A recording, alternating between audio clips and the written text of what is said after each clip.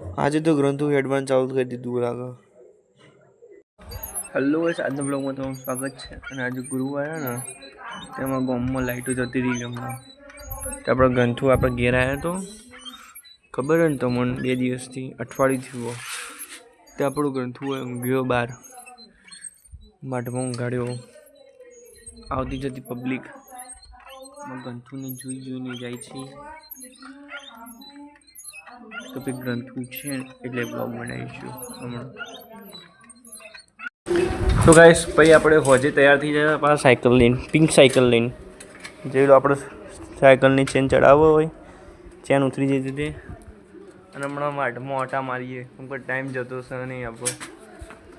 ઓય જઈએ પછી આ બાદ પાછા જઈએ. લે જઈ પકડ. હેલો ગાઈસ, તો ગાઈસ હવે આપણે જીમ બીમ પતાવીને આપણે નીકળી જઈએ જીમમાંથી. હવે ઘેર જઈએ, નાહીએ ધોઈએ અને પાછા ગામમાં આવીશું.